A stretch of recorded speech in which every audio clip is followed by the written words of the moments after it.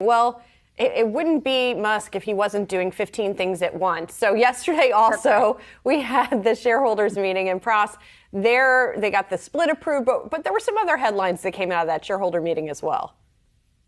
Yeah, that's right, Julie. They passed that 3-for-1 stock split. Also elected re-elected two board members. But yeah, a lot of it was Musk's commentary on a number of things, riffing on production, inflation, and also the Cybertruck. I want to hit a couple of these things here. So on production, he said that Tesla passed the 3 million mark in terms of cars produced overall. A pretty big mark because 10 years ago, they were only making the Roadster. He says that in the next 10 years, he sees 100 million cars being produced, and that he ideally sees that the company will have 12 factories around the world. And hopefully, he did say that the next factory might be in North America and teased Canada as the next location.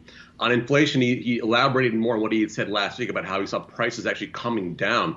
He says that the car market has a lot of visibility in pricing for components and things like that. Says the U.S. is likely past peak inflation. And then he said broader, he said that the U.S. might be in for a relatively mild recession, is what he says. But he says that, take these with a grain of salt because economic prognostications are always fraught with disaster.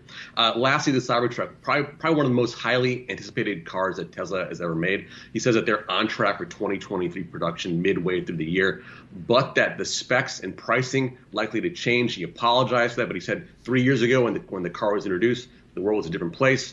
Inflation wasn't necessarily around. So he says that he called it a bit of bad news, but he said that this truck is still on track for 2023.